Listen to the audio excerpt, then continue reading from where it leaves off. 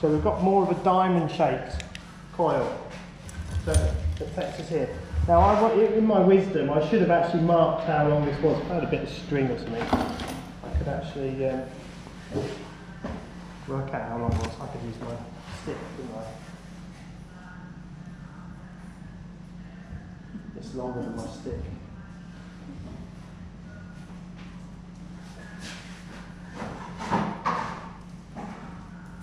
So it's about that long.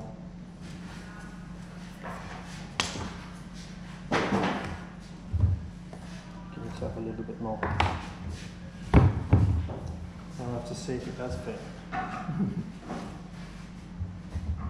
Too short. Join it back together.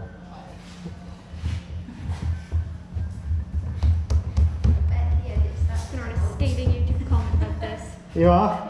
Write a scathing YouTuber comment about Yeah, this. yeah. Look at where he messed up at 18 minutes 47 seconds. Are you not Is it going to really edit? 18 minutes already? Blimey. Too much editing to do.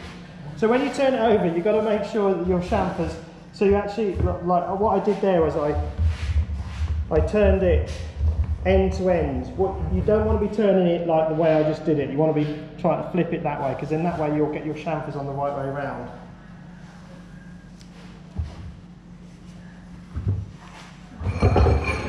Back here, where's my new bit of axle blade? But you don't need too much scoring here. This, especially when the clay is this soft. I mean, this is really quite plastic, this clay. I remember when Ashraf came in and did his demo, it was incredible how quick he actually got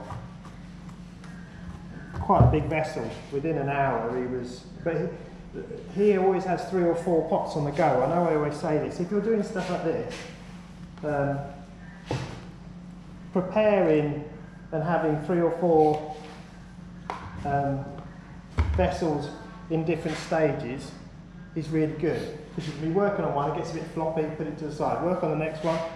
By the time you get back to that one, that should have dried off enough for you to add. So you can see how we've got more of a diamond shape now. So when we go back in again, now see how does that happen? It's straight back on the joint. So the chamfer on the outside meets up, so we've got an overlap, and we've prepared the chamfer on the top of the other one. Does that make sense? So that does a number of things. That makes our join much wider than a traditional coil pot, doesn't it? Because with a coil pot, we're generally joining little coils on top of each other. They're always, not always, they're prone, it's quite a weak join. By extending this, we've now got a join that is best part of 2.5 centimetres or 1 inch for old school, or if you're watching this in America, 1 inch. You've got to play to the camera, haven't you? So that we're creating a much stronger bond between these coils of clay. And also, I've done 2 coils now, and we've probably got to, I don't know, 20 centimetres high? What's that in inches? 8 inches? 4 inches is, no. 2.5. 4 inches is 10 centimetres. So in 2 coils, Just don't ask me, I've never been good at math. I've worked in centimetres for years. I don't think going backwards now. yeah, it is. I used to work on a building site and with Ray actually, and all the tape measures that we still buy in this country, and I don't know why. Centimetres on one side and inches on the other side. Don't know. So we used to measure bits of wood and we'd go 2 metres and 1 inch. Because that was the nearest black line on the actual centimetre. So you measure it and you get the right size piece of wood every single time, but it was doing my head in. So I went on to Adeiladu around Christmas. I got rid of everybody's tape. I bought everybody a Christmas present, and it was a metric tape measure. So everybody had metric on both sides, which makes sense because you can actually read it from both sides of the ruler. It went down like a lead balloon, but everybody from there on used metric. So you need to start thinking about the shape and the form. I haven't got the paddle. Oh, they just disappeared there. Mick always uses it's a bit like a flat skimming trowel, and we've got some around. We'll try and find some, or we'll make some. Yeah, we should really show inside. Oh, I'll do that next time. Oh no! That would have been my million views, wouldn't it? Did you see how he almost dropped that? Yeah, he Like dropped it. You've got at least 2 outtakes. Okay. I've gone like this because I'm like, oh, I get on his legs. Very similar to our strap panel. It's like, yeah, very like almost exactly the same. And this is his clay. So what does the skimming trowel do?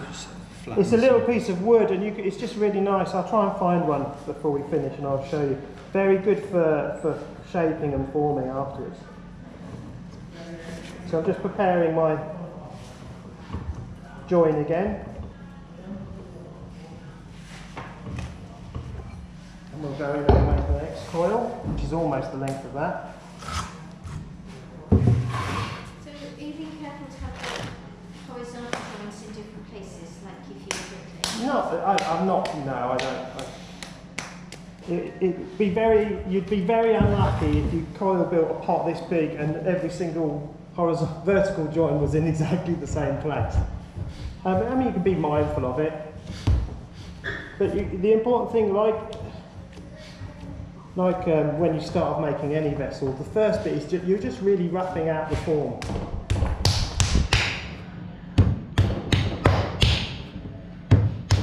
So you can go any shape with that. Yeah, I mean, from here, I mean, I'm just going to probably, I'll carry on for a bit. I've got a bag of clay, you guys can all start. We'll just try and make a vessel of some kind. And it's always hard when I say to you guys, oh, right, just make a pot. But you've all been making vessels and you've all got things in your mind. So just before you start, Sue's doing it now. sabotage Savinis. The both of them.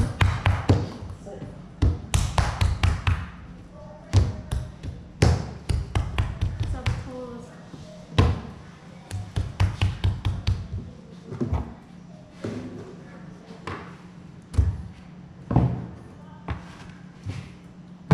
I'll do one more and then I'll let you all crack on and have a go. These boards are really, really useful. I was chatting with Benny yesterday because he's actually set his studio up. If you've got a workbench or a surface that you're using on, cover it in canvas because you know you can put things down, nothing ever gets stuck to it. Really, it's just a really nice surface, it won't mark your work. If you can't cover your workbench, then really just get a nice piece of board to work on.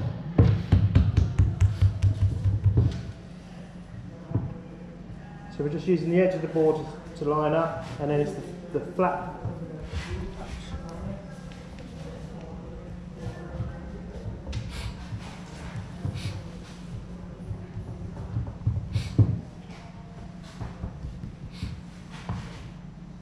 Again, you've got to roll it towards you rather than end over end.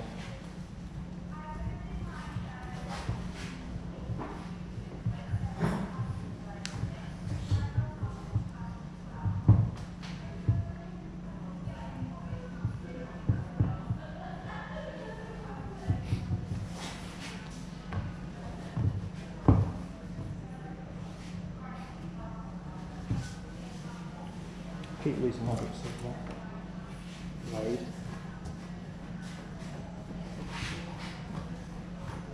Now this clay is really incredibly forgiving when you're building with these soft sort of coils. got a lot, because it's got so much molybdate in it. It's actually quite robust and quite strong.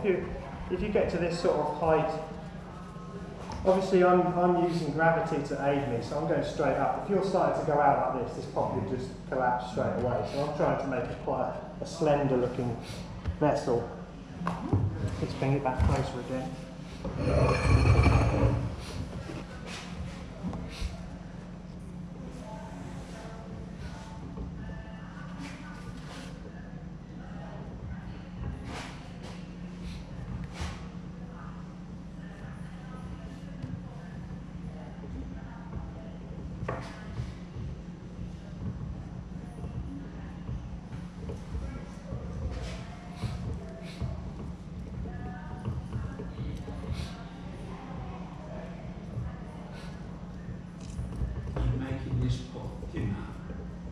Pardon? I said, if you want to make this thinner, If you want to make it thinner, would you be doing it from the point now and making it thinner and then putting it to one I side? would probably work back. So you've all seen how thin Ashraf Hanna's work is.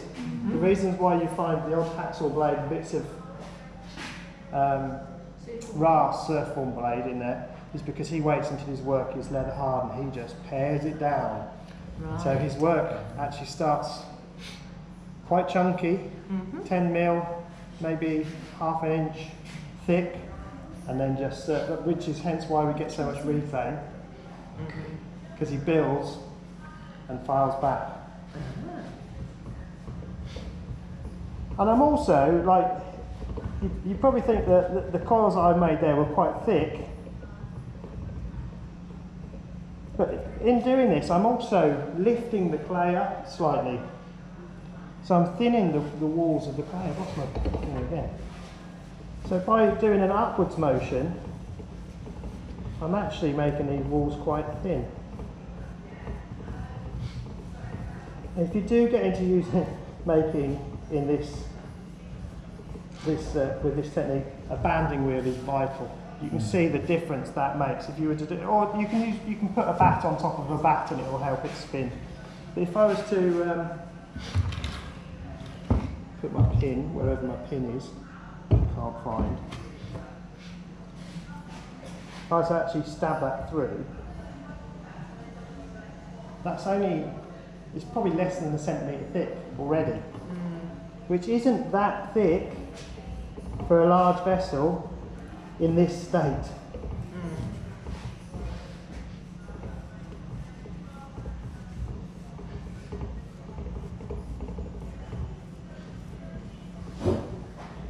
Now if I was to go any higher now, I would probably be jeopardising. It's just starting to flop a little bit down the bottom. You need a add on. Yeah, you probably want to just give it a quick blast. And I'm actually using, when I'm going around with the tool there on the outside, I'm actually using the pressure on the inside to push the form out.